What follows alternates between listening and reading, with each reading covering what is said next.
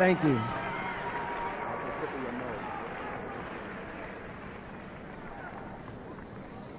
In the name of Allah, the Beneficent, the Merciful, to whom all praise is due, the Lord of the worlds, Allah, the life giver, to we who were mentally dead, Allah, the finder of us who were lost. To Him alone do I submit and seek refuge. We thank Allah for Moses and the Torah, and we believe in Moses and the Torah. We thank Allah for Jesus and the gospel, and we believe in Jesus and the gospel.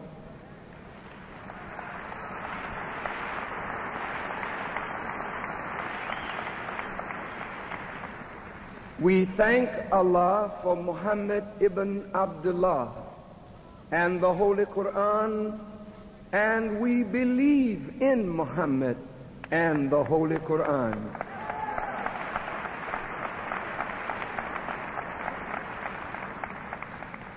But if I lived to be 1,000, I could never thank Allah enough for raising up in our midst a divine leader, teacher, and guide, the man who taught me what I know, the man who made me what I am, the man who gave me the example that I am attempting to pattern my life after, the man who has made the Torah, the Gospel, and the Quran relevant books for the struggle of our people for liberation and the oppressed people throughout the world. And I'm speaking of none other than my leader, teacher, and guide, the most honorable Elijah Muhammad.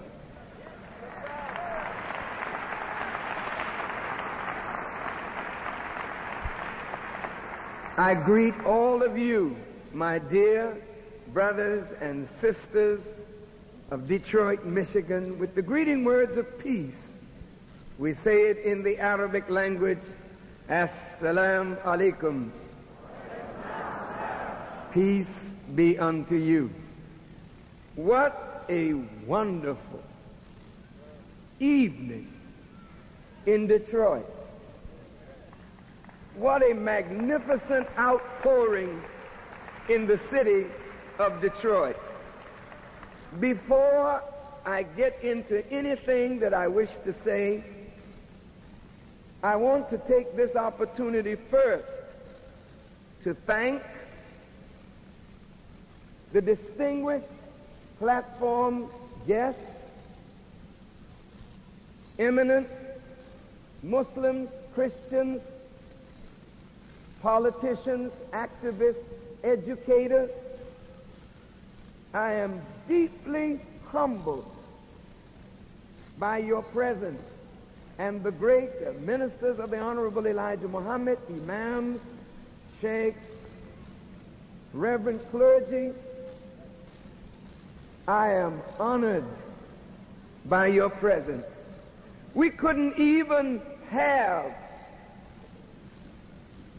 a remembrance of the Honorable Elijah Muhammad and the beginnings of the Nation of Islam without paying a special honor and tribute to those men and women who were with him from the very beginning and suffered untold persecution to lay the foundation upon which we stand.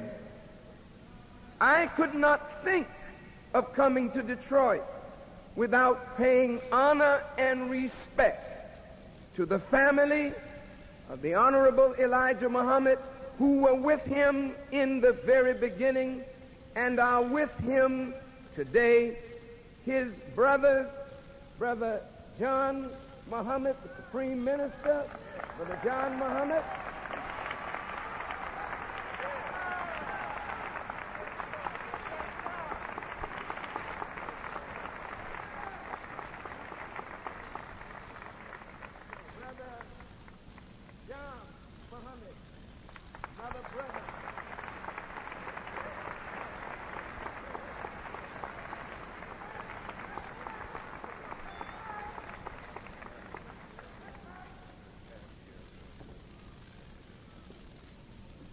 these men are national treasures in our midst.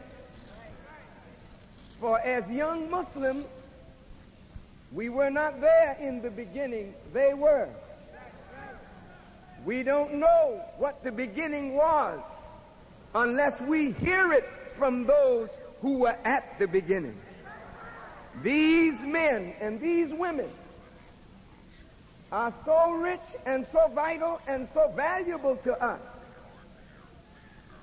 that we must honor them wherever we see them and respect them, because without their sacrifice, we never would be here today.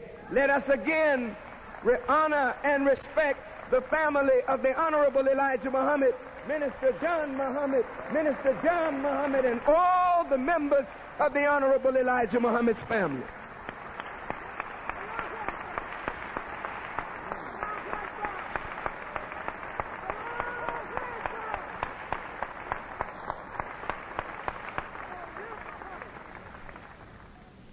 Special respect to Mayor Coleman Young, without whose assistance we would not have had the warm reception. He facilitated the way for us to be here at a reasonable fee.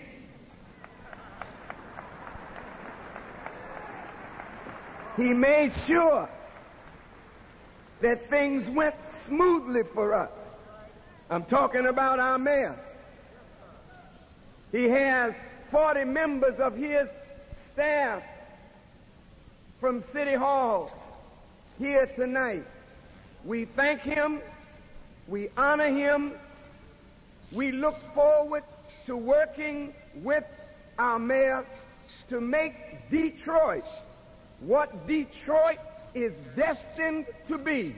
And what is that?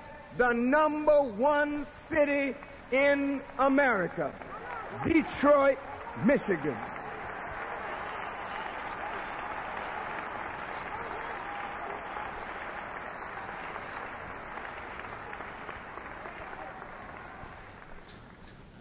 Our gratitude to the police department for their help and security, and for all of those in the various hotels and motels who helped to make our presence in Detroit a very warm homecoming. We thank you all from the bottom of our hearts. We thank the media for whatever they had to say. Whether it was good or not so good, we thank you. Really, really, truthfully, we thank you. I wanted to recognize 3 women who mean a lot to me. And really, brothers and sisters, until we recognize women, we have not begun to recognize God or ourselves.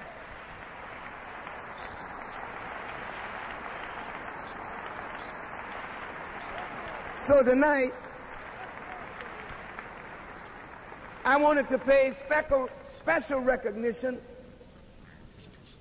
to the woman who has helped me for 37 years to become the man that I am becoming. And no man can become a great man without a woman helping him to reach that goal.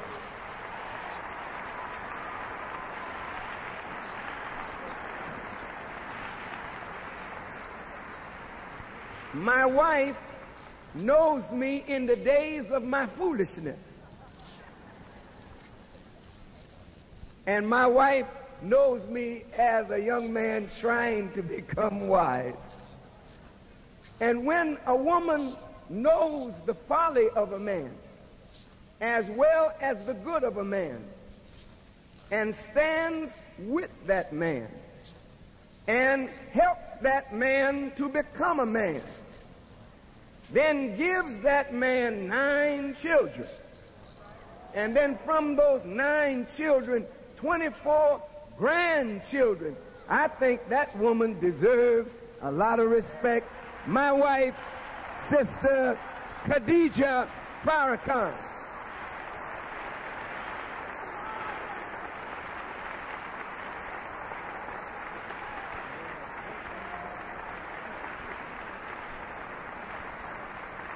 I thought I'd like to present her with a bouquet of roses as a token of my appreciation for the 60 years of the nation. And I think we've come to a new beginning tonight. Sister Farrakhan.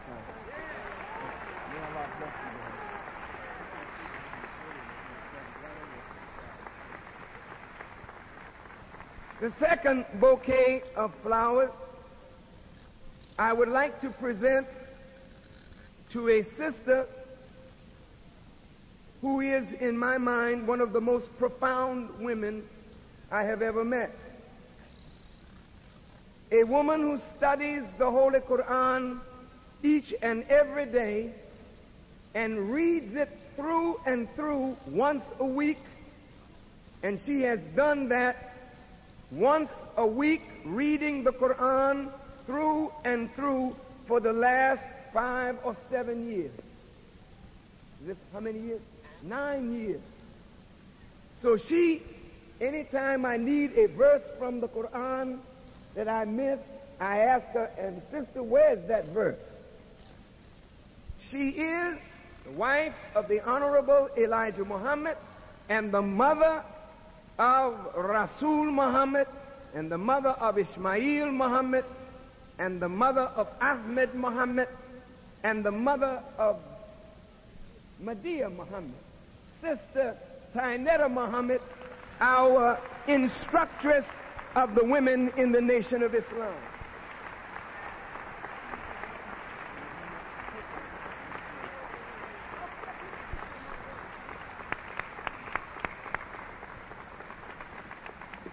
And last but not least, our very special guest, She is the grandmother of Sister Tynetta Muhammad, but she's my grandmother, my wife's grandmother, and your and my grandmother. She just celebrated her 97th birthday, and she's here with us tonight. We'd like to pay a special tribute to a marvelous woman who has lived among us a marvelous life. We call her Granny, and we'd like to honor Granny. Now keep her.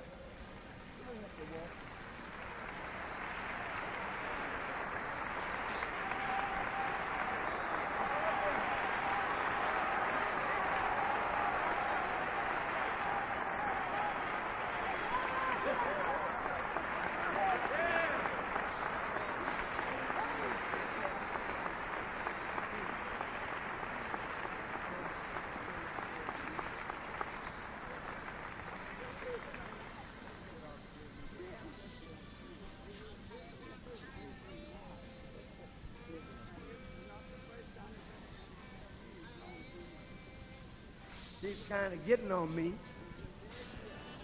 as all good grannies do.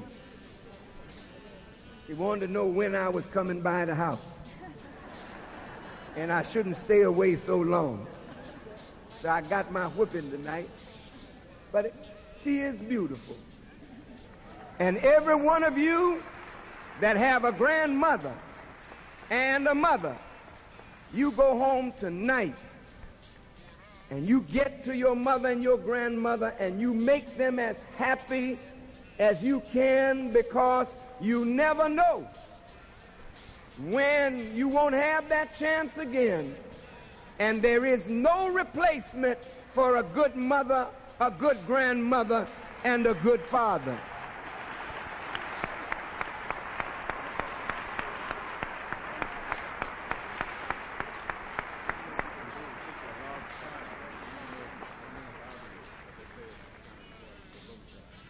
There's a little child that is lost.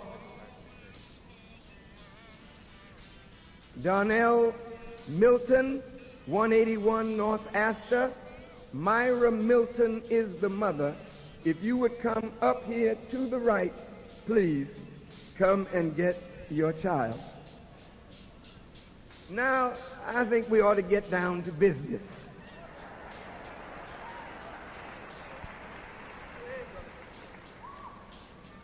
Our subject is called Stop the Killing. And I thought I would open this meeting with a press conference. But this is the first time I shall have had a press conference with the general public present. I think it is good that you hear what I say to them and what they write, if they write anything tomorrow.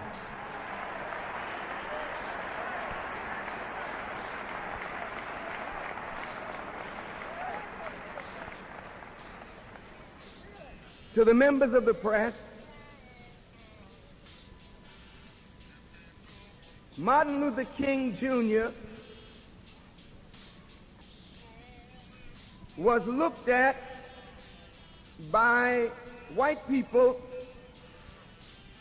as a very lovely man, as long as he taught black people to be nonviolent in the face of white violence.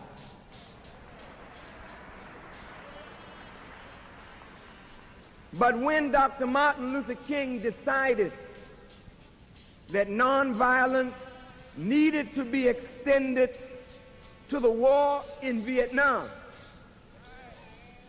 then Martin Luther King Jr. was charged with meddling with American foreign policy and paid for it with his life.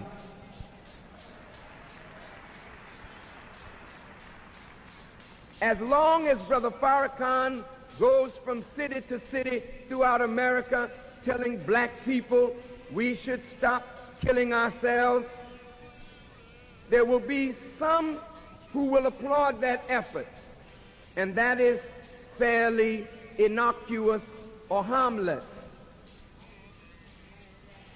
But if I extend stop the killing to the government of the United States and her effort to make war in the Gulf, the Islamic Gulf or the Persian Gulf, then the president may wish to charge me with sedition. The president is now pushing for the death penalty for sedition.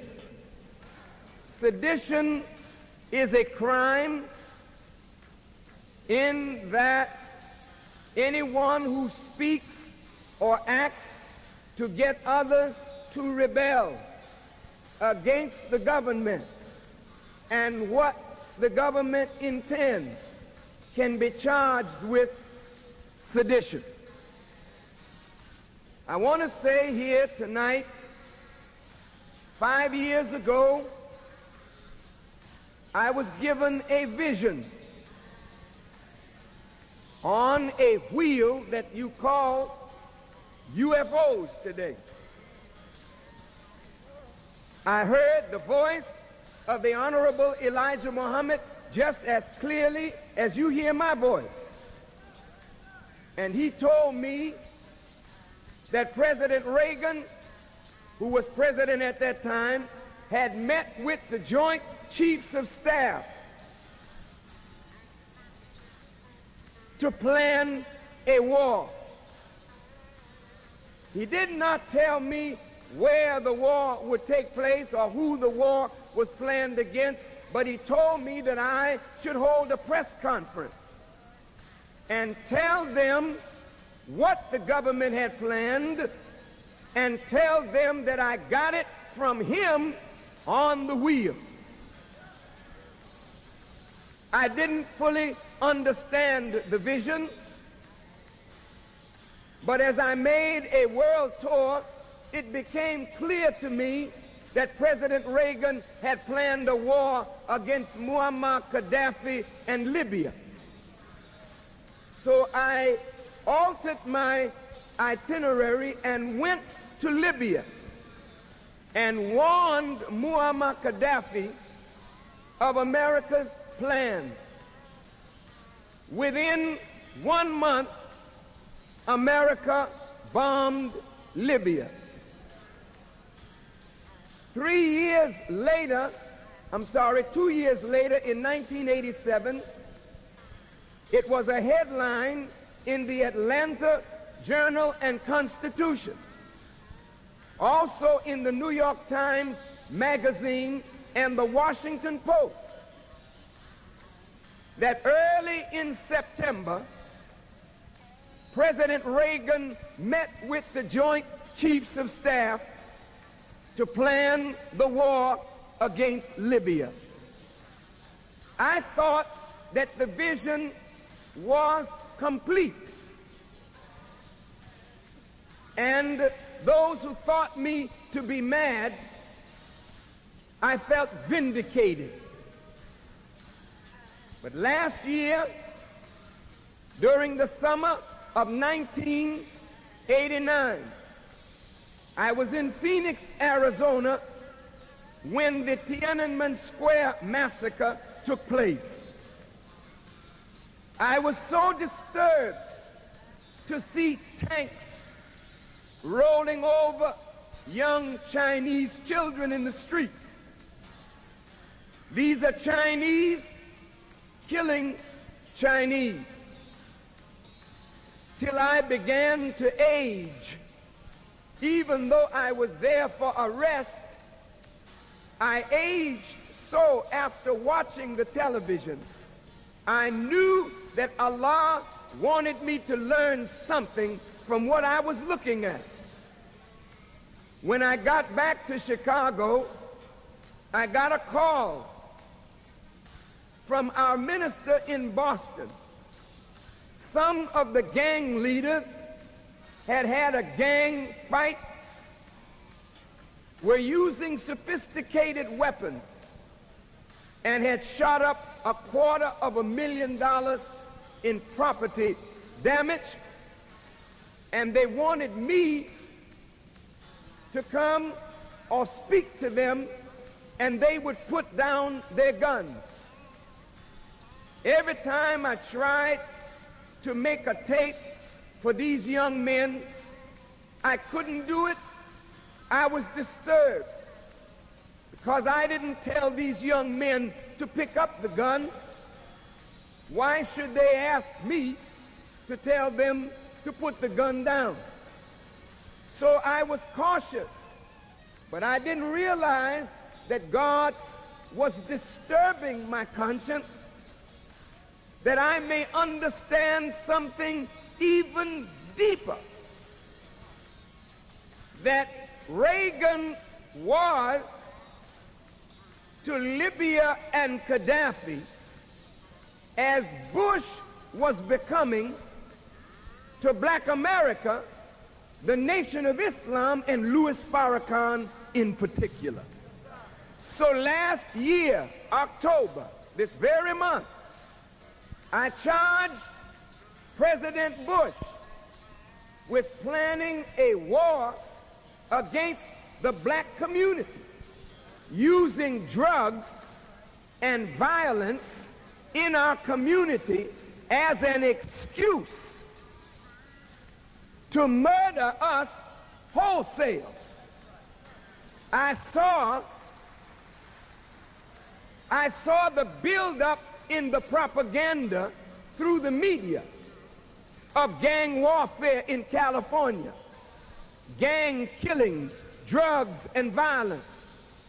I saw the president himself trick a black man into selling drugs in front of the White House and then get on national television shaking a bag of crack cocaine to make his point that these blacks are polluting our cities, and now they're right in front of the White House selling drugs.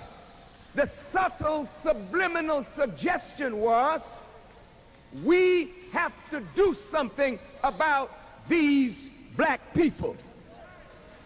So since October last year, I have been on a non-stop tour across this nation, warning black people that President Bush is not our friend, that they have planned the death of an entire people, and we must not go to sleep.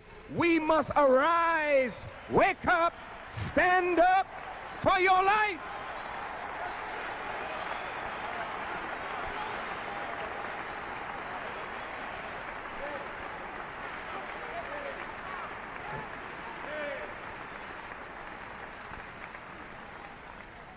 Now I come to the part for the American and foreign media. That vision is still in force.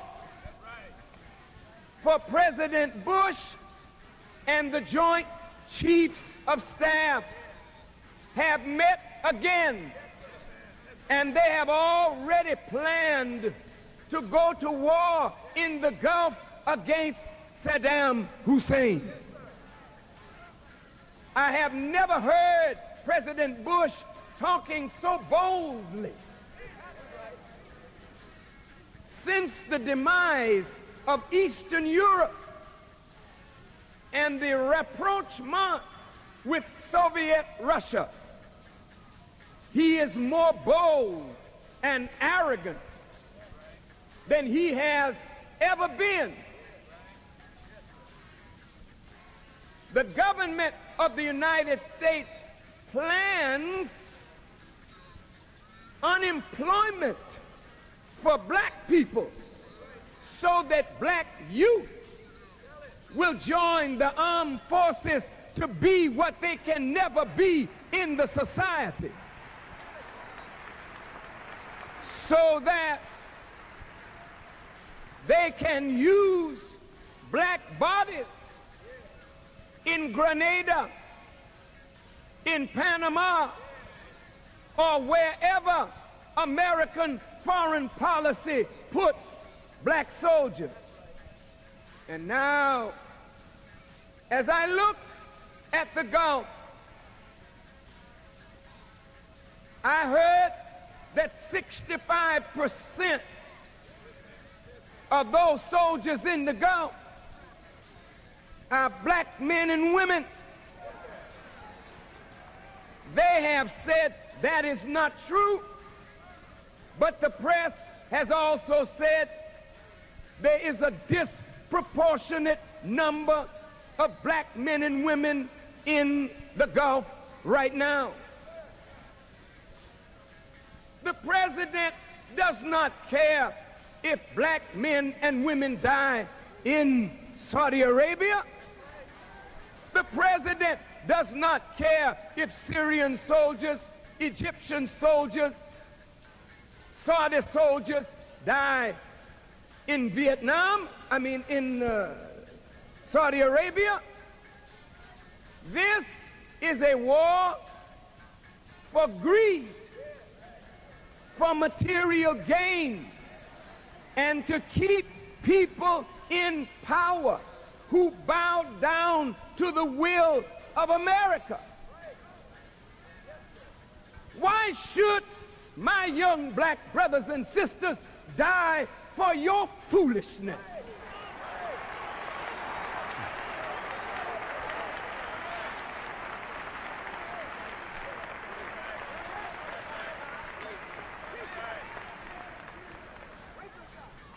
America has never made black people their vital interest. Never.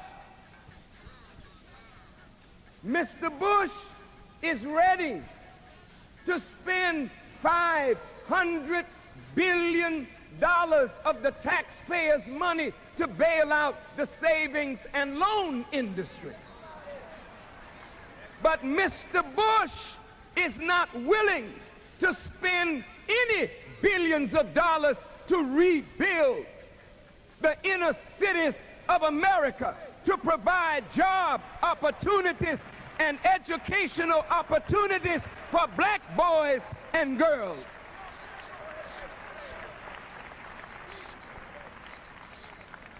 Whether the president charges me with sedition and seeks my death, I cannot stand by and allow the government of America to use black men and women to sustain the vital interests of a nation that doesn't care about us and our interests. If America wants soldiers to die in the Gulf, I say to Mr. Bush, send your son.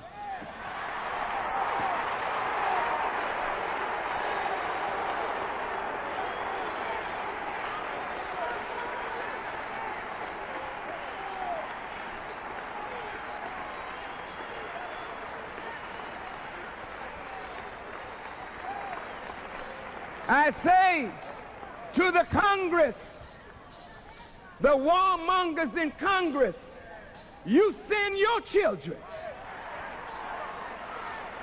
Why should your wicked policies be borne on the backs of black boys and girls, Native American boys and girls, Chicanos, Hispanics, and even poor whites? Why should they bear the burden of the rich and the privileged in America? Let the rich go and fight and die for the rich.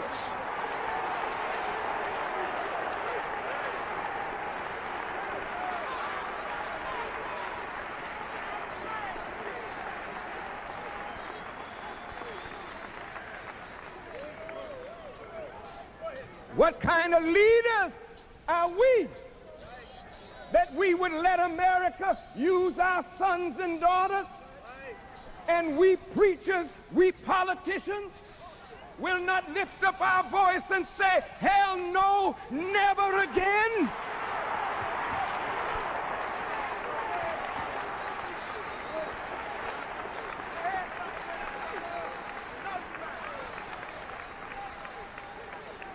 You may say, Farrakhan is anti-American. I said Bush is anti-American. I say the government is anti-American. Whenever you have these sick policies that make the American people suffer, and then when a voice rises up that is unafraid to speak the truth, you silence that voice, then you are the real un-American.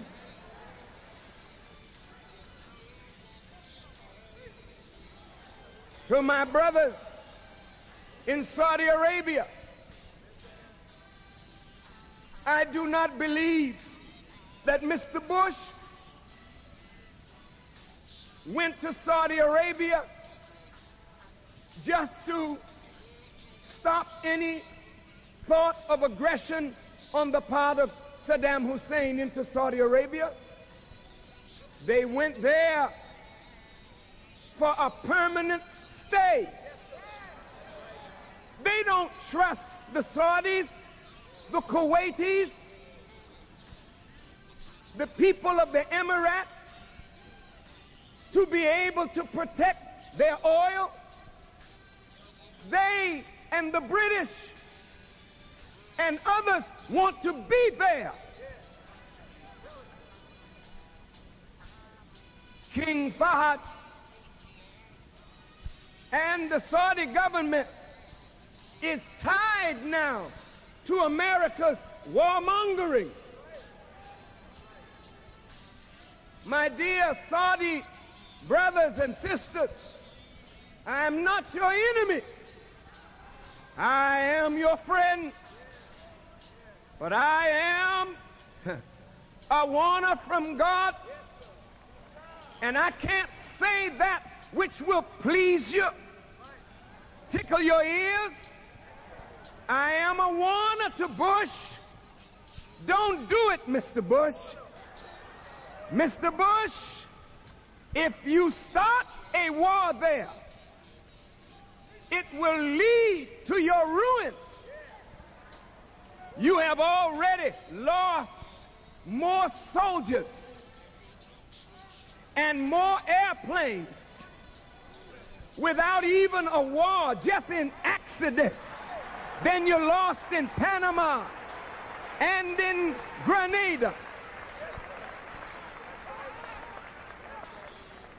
Wise people are not heedless of signs. This is a sign. Saudi Arabia is more than the land of the Saudis. There is not a Muslim on this earth who does not revere every grain of sand, every stone, every rock in Arabia. That is our holy land. We were taught by the Honorable Elijah Muhammad that it is the best part of the planet Earth because the holy city of Mecca is there, and it is the most righteous spot on the earth. Every Muslim will fight and die to protect the holy places of Islam. We appeal to King Fahd. Extricate yourself from the warmongering policies of the United States government. For if you stay bound to America and America leads into the war, the slaughter of Arab children, the slaughter of Arab babies, the slaughter of Arab people, the destruction of Arab cities will forever be etched in the conscience of generations to come. While there is time extricate yourself from such policy and say to the American government, take your soldiers and go home.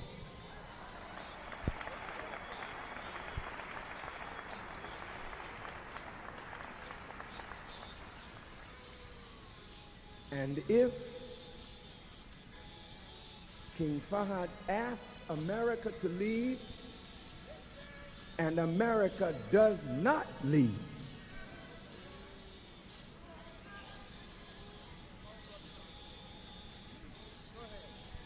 then I pledge myself to mount a campaign in this nation to put so much pressure on the government, along with other men and women of righteousness, that every soldier come back to the United States, and never again should we allow the warmongers to send our babies to their death for oil or for the greed of the rich. We must stop the killing.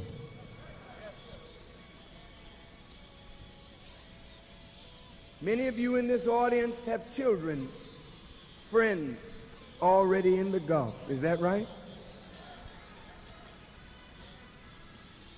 How will you feel if the government of the United States precipitates a war and your friends come home in body bags? How will you look at Muslims? Will you hate all Muslims?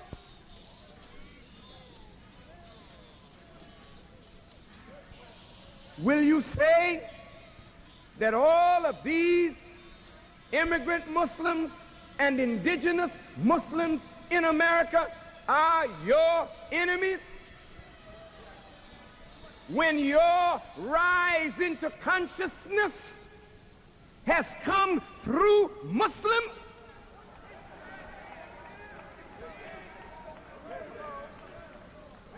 you who love the Honorable Marcus Garvey, we love him too. But Marcus Garvey was inspired by Deuce Muhammad, a Muslim. You who in Detroit were inspired by Noble Drew Ali. Noble Drew Ali, one of the first teacher of Islam in America, was inspired by a Muslim and was himself a Muslim.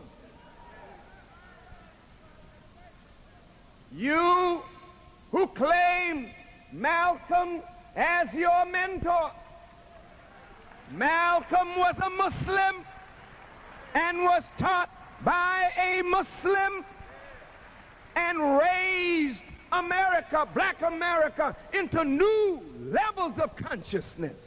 Your consciousness came through Muslims. And all of it started with a little black man from Georgia, a little black man from Georgia who lived in Detroit and met another man. Some of you, your grandmothers and grandfathers, heard of Farad Muhammad or Professor Ford.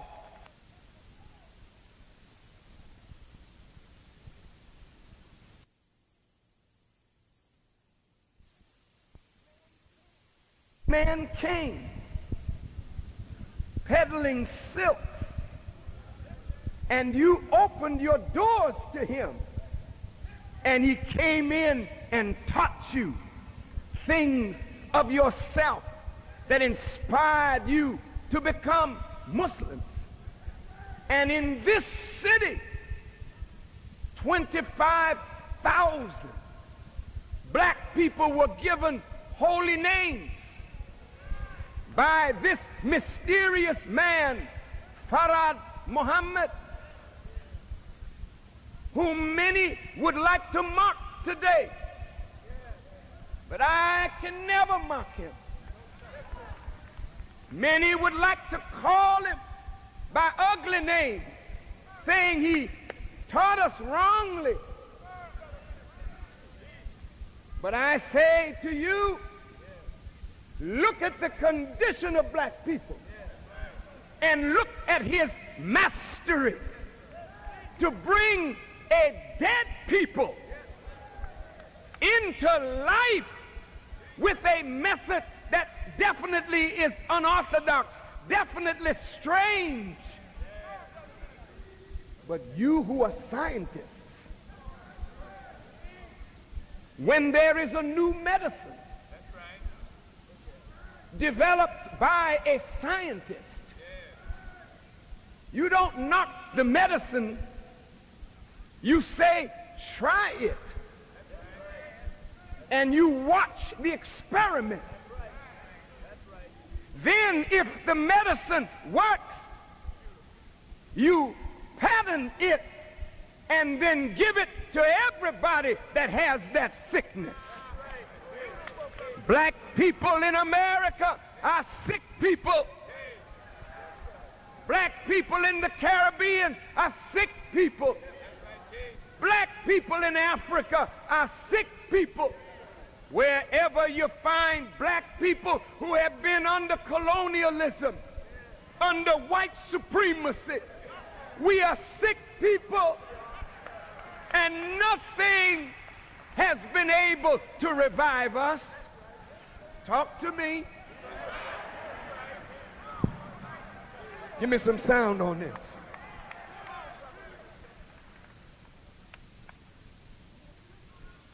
We are Christians. We go to church. We listen to our pastors. But we are still a people steeped in self-hatred. We are our own destroyers, yet we say we are Christians. Come on. We are college graduates. We are Masons and Shriners. We are Alphas and Omegas. We belong to every organization that there is, every church that there is, every religion that there is. But look at our condition. Nobody has been able to heal us. Even, dear Muslims, when you become a Muslim, if you don't know yourself or love yourself, you start having an affected speech, beginning to act Arab, Pakistani, whoever your teacher is. You start becoming what they are. And then they parade you around like a monkey on a leash. Look at what we've made. I don't want to be a Muslim like that. I don't want to give up one slave master to find another one.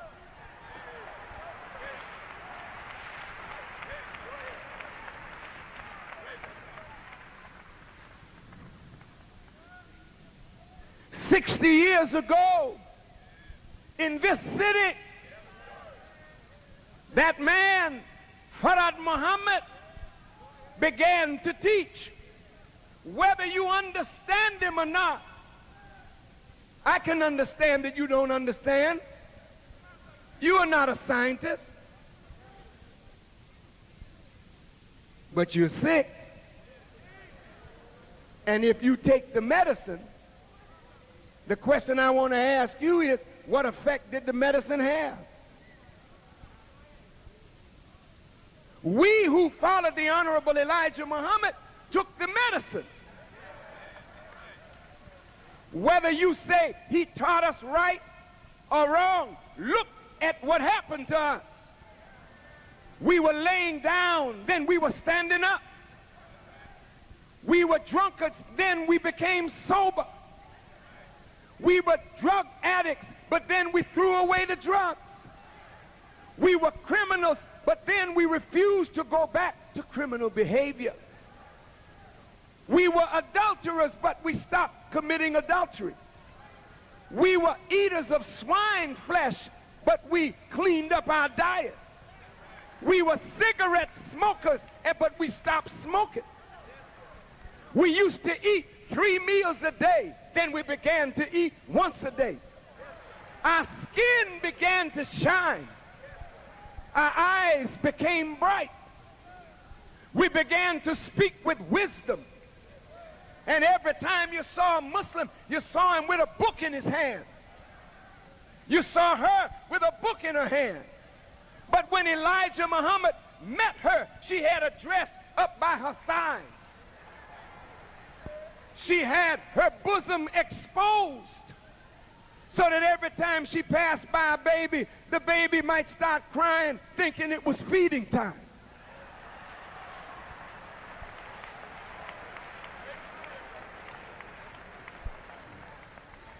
As men, we didn't know what our home looked like.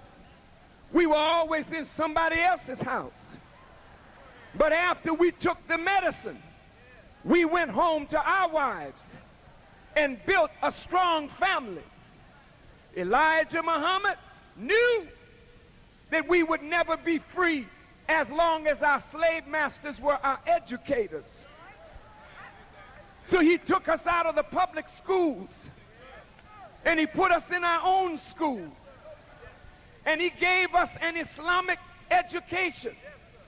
You may not call it Islam because you say Islam doesn't deal with race or color.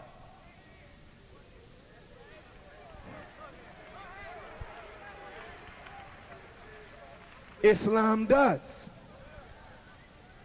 Allah said he created us into tribes and families. Allah says in the Quran, he gave us our hues and our colors.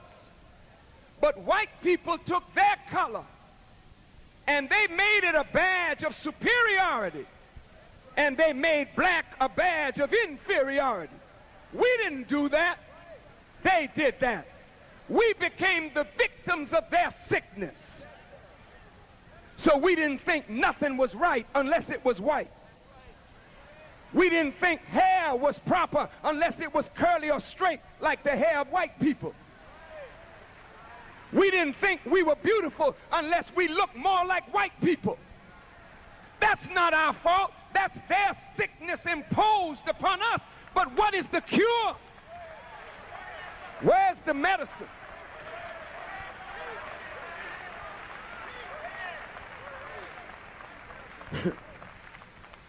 Bear with me.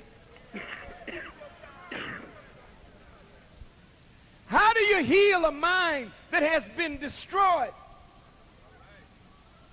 Where we are no longer what we should be.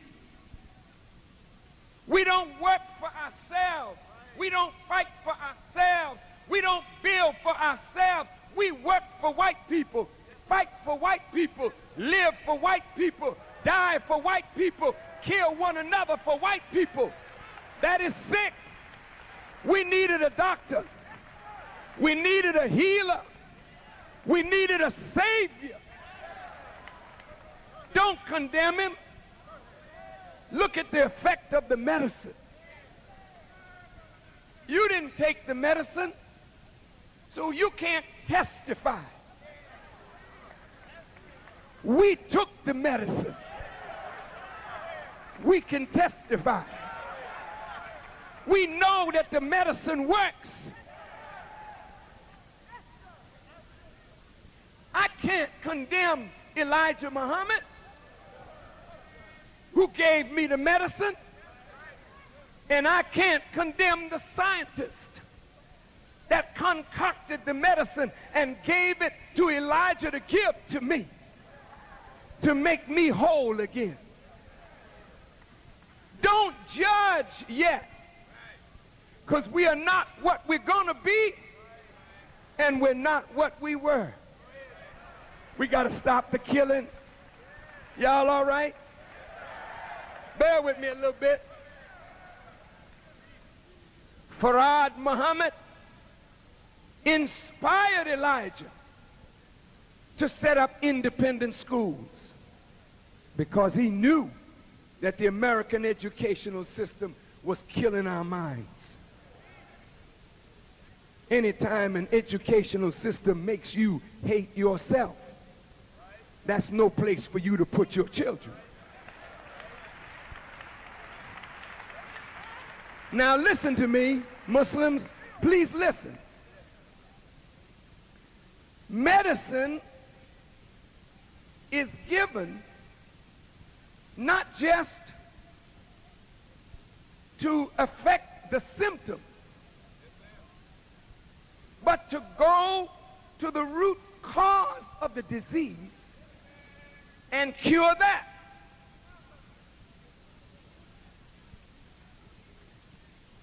Dear Muslims, a kufi does not cure us.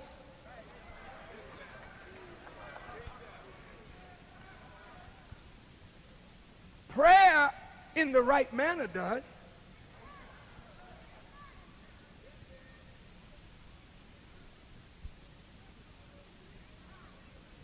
But being an Arab don't cure us. Being yourself does. But who are you? Who you gonna be?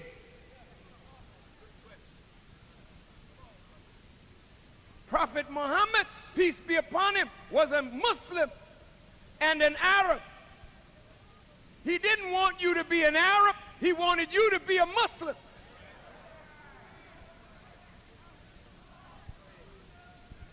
Prophet Muhammad, peace be upon him, was the living Quran. Everything he did was the Quran. There's no way that we can be Muslims unless we live the book. And the Honorable Elijah Muhammad told us, this book, Quran, this is the root of Muhammad. So live the Quran. But he taught us the Bible. Why did he teach us the Bible? Because black people don't know anything about Holy Quran. All we know is what white folk have taught us. And what did the white man give us? He gave us the Bible.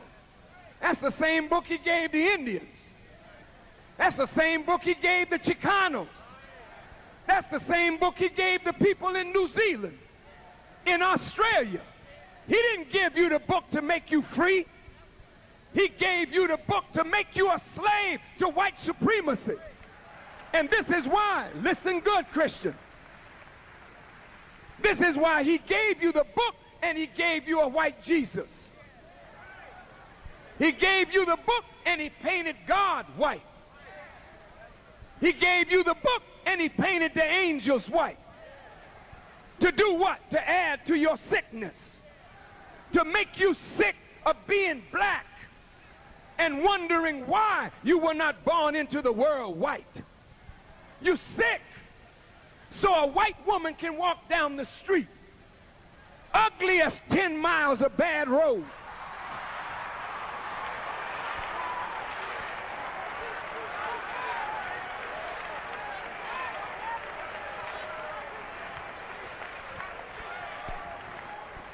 And a black man will leave his black woman and start whistling and running after the white woman. Am I right? You know I'm right. Why you do that, brother? Because you're sick. You're not well. You need a doctor. Yeah, they're sick.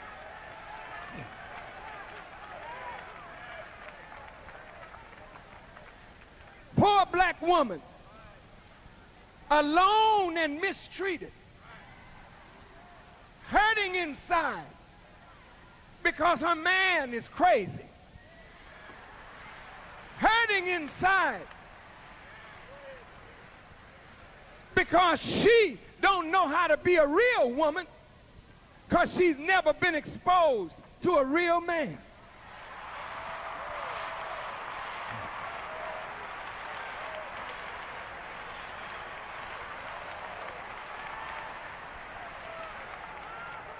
You may say, I'm a real man. But a real man is full of the spirit and wisdom of God. God in the beginning didn't make niggers. God didn't make Negroes. God didn't make colored people. In the beginning, God said, let us make a man. Is that right? Well, let's talk together. If God said, let us make man, how? After our image, in our likeness. A man got to act in the way of God in order to be a real man. A man got to reflect the attributes of God in order to be a real man. And that's why Allah in the Quran gives us 99 of his attributes so that we as men might reflect him. He starts off, Bismillah ar-Rahman ar-Rahim. In the name of Allah, the beneficent, the merciful. Where is there beneficence in our character? Where is there mercy in our doing? Huh? Alhamdulillahi Rabbil Alameen. Praise belongs to Allah alone. Nobody else. He's the Lord, nourisher, sustainer, evolver of all the worlds. How many things have you evolved? How many things have you started and nurtured and evolved like God does? Man is in bad shape. We're sick. Anytime a woman sees herself as 36, 23, 36, she ain't no Coca-Cola bottle. She's a woman. If you only are attractive to men by your bosom, well, you know, we can see that in a second.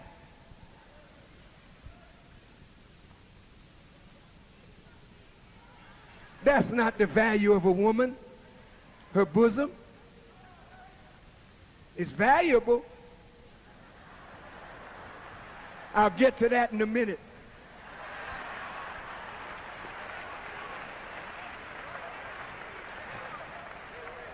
I'll get to that in a minute, not in a vulgar way. The breast of a woman is very valuable. I'll get to that in a minute. But that's not the measure of a woman. The hips of a woman are very valuable. But that's not the measure of a woman. When a woman can walk across a stage with a bathing suit on,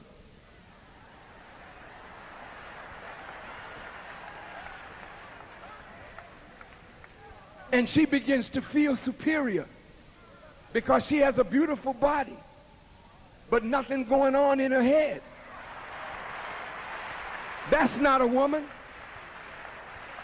That person is sick. The real woman is not the biology. The real man is not the biology. The real man and the real woman is the growth of their intelligence. And as long as we are not growing here, this growth is nothing. We're sick. We're sick. Who's going to heal us? We got men that don't know that they're men. Something strange is happening. We have men that now want to be women. They say they have a woman in their body trying to get out.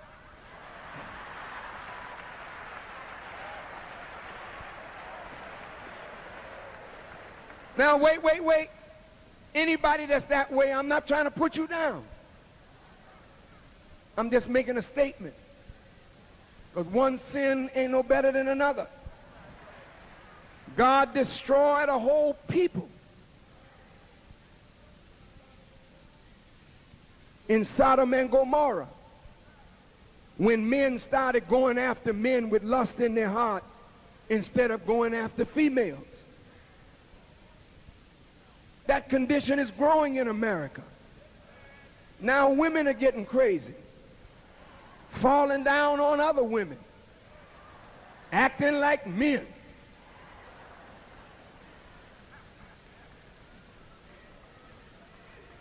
Scaring other women and scaring some men too. We sick. I think we need a doctor. Don't you think we need a doctor? In the audience is one of the greatest basketball players of our time. The brother John Sally is here. A great ball player. But I say with deep respect to my brother. No. No. I don't do that. I love my brother. And I love what he does. And I love the mastery with which he does it. But what I want to say is to my brother that any man that can master the ball has a deeper quality and a greater gift. And when the ball playing days are over, he must discover the rich gift that God gives. Because God has never made a human being to spend his or her life in sport and play. There's a higher calling for every ball player. There's a higher calling for every baseball player. There's a higher calling for every fighter. That is not the high goal. The high goal is every man evolving from sperm to the manifestation of divine in his character, in her character. Do you hear me? To play a ball player, $2 million to put a ball in a hoop. To play another person, $3 million to hit a ball over a fence. To pay another man to carry a ball and knock another man down. To pay another man $12 million to beat his brother to death. That shows you where America's priorities are. Teachers can't get a decent salary. They shape the human mind. Parents can't get any backing. They shape the destiny of the world. America's going backwards. Priorities messed up. The country's sick. What are we sick from? Racism and its effect. Materialism and its effect. Sexism and its effect.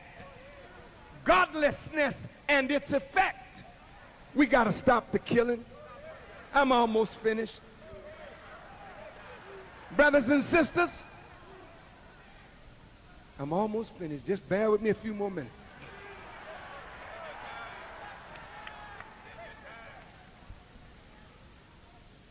I'm not trying to put us down. But if we recognize we are sick and nobody wants us as a people, no people want to live next to us. There are many Arabs in this audience tonight. There are more Arabs in Detroit and the metro area than any other community outside of the Arab world. But to my dear Arab brothers, don't make my job harder. I got to help to clean my people up. I don't want you selling them pork when you don't eat it.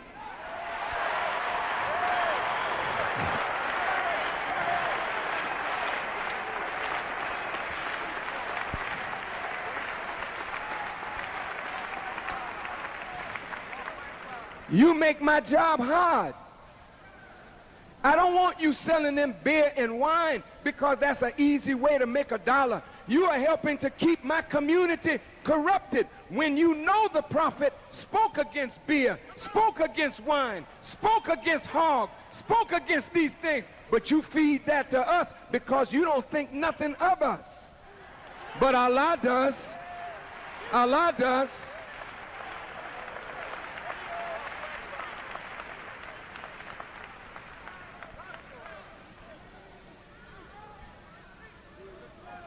You getting tired?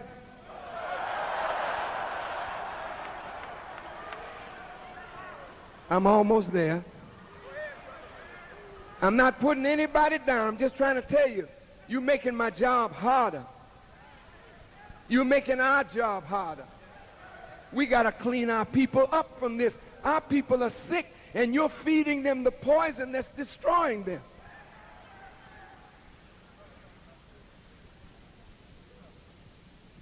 Now the factory's closing down. Brother's out of job. He don't have any way to make a living. He's got babies because sex is natural, the drive is natural, but he don't have any way to substantiate his manhood. So he flees his home, leaving the women and the children there without a father because he ain't got no job. And white folk don't hire black men. They hire black women, but they push the black man out. Is that right?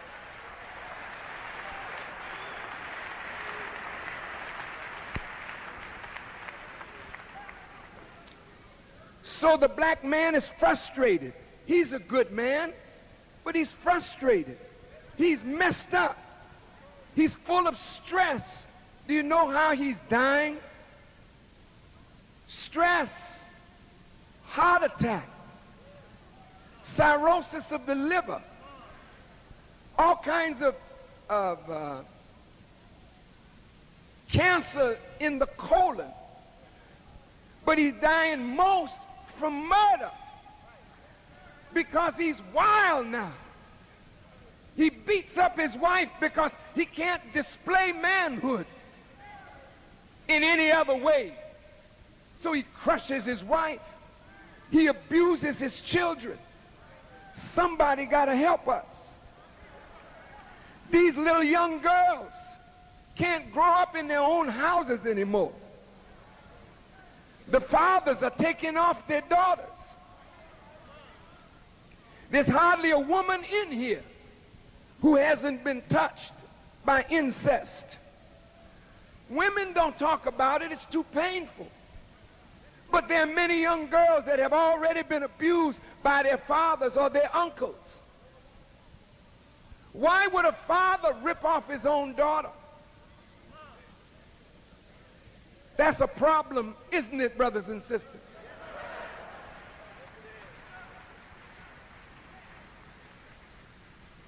We got some sickness and we need a doctor. Our young men are more vicious than they've ever been in the history of our sojourn in America.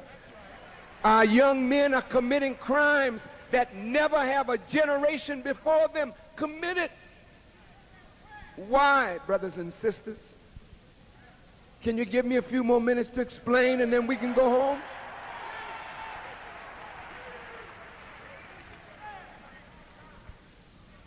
Two quick points. If you look at the black man with no job,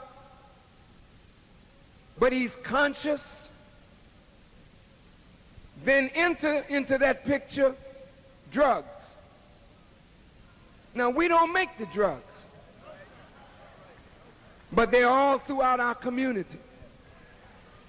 You can't interest a young man to work in McDonald's for $3.35 an hour when he can sell crack cocaine and make $400, $500, $600 a day. He wants to wear the good clothes. He wants to drive a nice car. He has no opportunity to do that. You got more crack salespersons in the black community than you got Amway, Fuller Brush, IBM. The whole black community now suffering from drugs and violence. We need a doctor. And you know what? We got churches on every corner. We got preachers in every church on every corner. But we are not changing the condition of our people. We need a doctor. We need a savior. We need the right medicine. I'm almost finished. What is this condition that we suffer? Master Farad Muhammad called the condition death. Mental, moral, spiritual, social, economic, and political death. Is that a good description? Let's see. Let's see if we are really dead. Let's see if we're really dead. Anything that God creates to fulfill a purpose that does not fulfill its purpose, does not evolve to the eventual perfection, is aborted on that journey, is dead. You and I are made by God to reflect his attributes. We are made by God to become producers for ourselves and our people. We are not doing any of that. Why? There's a death in the mind, death of the spirit, death in the society, in the political order, in the economic order. We are considered dead. Allah says in the Quran that he created man to become the master of all of the forces of nature. He makes the sun, moon, and stars subservient to man. Man has the capacity to become the master of this. But before we can master this, we have to learn to master this. And we are not a master of anything, but they give you a master degree. You are not a doctor in anything, but you have a doctorate degree, but you heal nothing. We are really sick.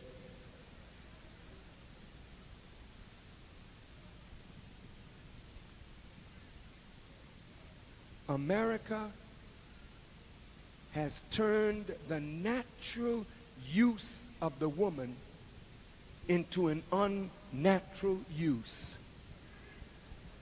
As a result, we are producing hard, cold children. May I give you an example?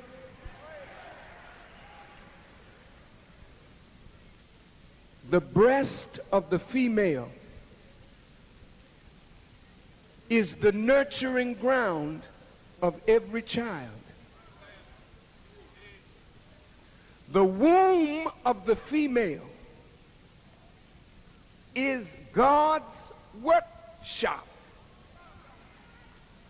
If God is in the mind of the woman, and the seed is in the womb of the woman, the right mind working on the new developed life can produce either a Hitler, if it's the wrong mind, or a Jesus Christ, if it's the right mind. Which one do you want to produce? Now look, most of these women bear their children with no man to love them,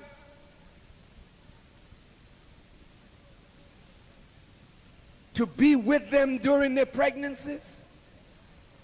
Most men walk away from their women during their pregnancies.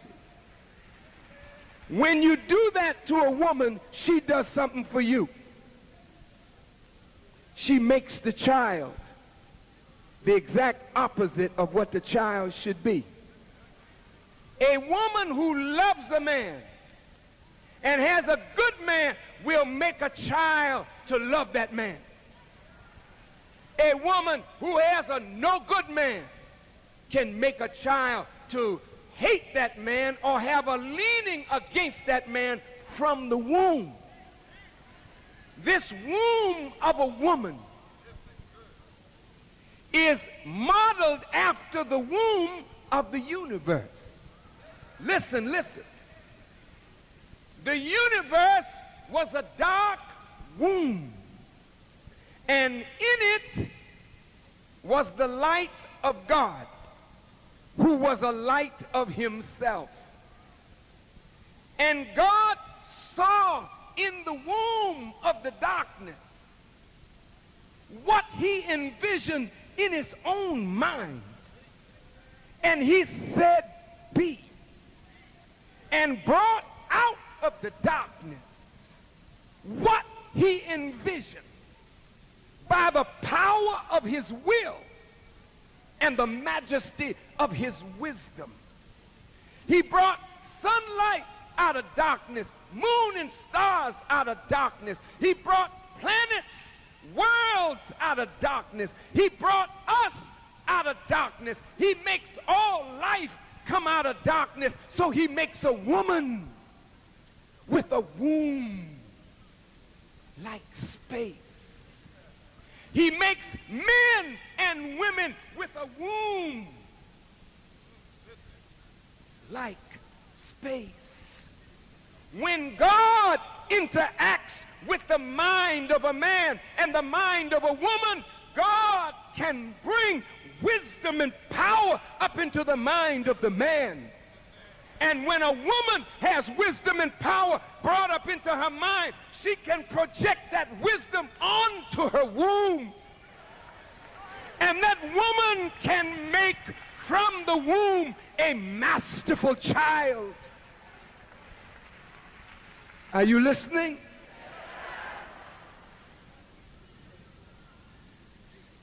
If a man don't know how to treat his woman, he himself is death to the woman. Dear Muslims, I have visited our world.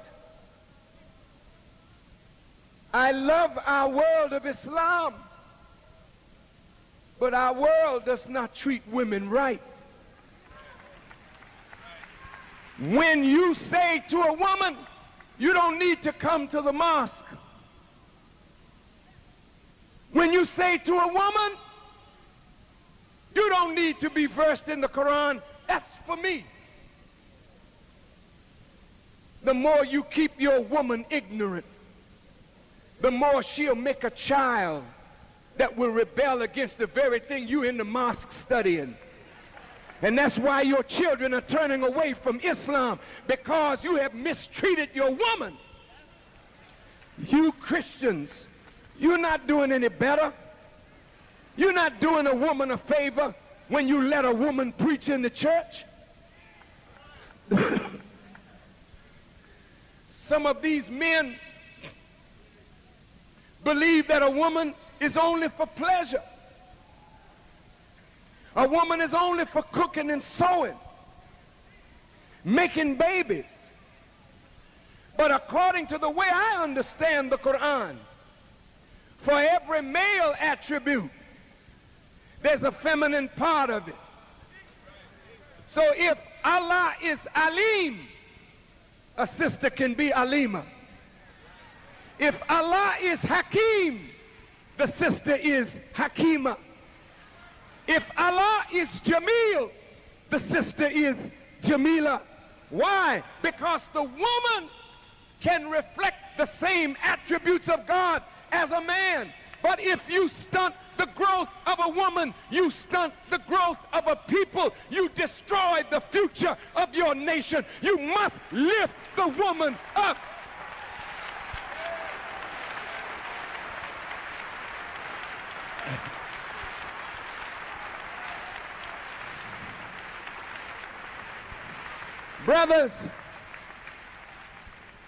Brothers, the woman has to go out and work today. Men, we're either at home sitting down watching television or in the street. They give you a job in downtown Detroit. Your men are not down there, you downtown. You dressed up in your finery. You just had a baby. You can't feed your baby from the breast. You too busy. You got to make $1. But what's the effect of your not putting your baby on your breast? What is the effect of it? I said this is a sacred place. Not for your husband, but for your babies. You got more grown men on the breast than you have babies on the breast. On its conception. Remember that the answer to all our prayers is coming through the womb of a woman. The cure for sickle cell anemia could be in your womb right now. The cure for cancer, another Jesus, another Moses, another deliverer could be in your womb. For God's sake and for your sake, hold on to that life. Nurture it and bring it forth. Stop the killing. From this day forward, let us resolve, brothers and sisters, that we will no more shed each other's blood. You all are sacred, and we must honor and respect each other as sacred things, because man can make a car, man can make clothes and shoes, but only God can make a human being. And every human being that you look at, you must honor and respect that human being, for in every human being is your superior.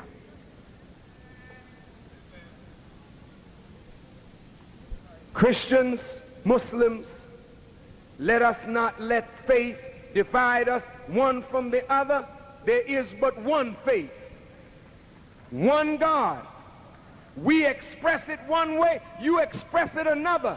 But the Quran says on that day, Allah will accept no religion except Islam. How do you understand that? Allah will accept nothing but submission to his will. Jesus said, not my will, but thy will. When he was teaching his disciples how to pray, he didn't say, my Father. He said what? My kingdom come, thy kingdom come. My will be done, thy will be done. Jesus never taught one person to worship him. He said God is a spirit, and those who worship him must worship him in spirit and in truth, for such the Father seeketh. So you should never worship Jesus, follow him. You should never worship Muhammad, follow him.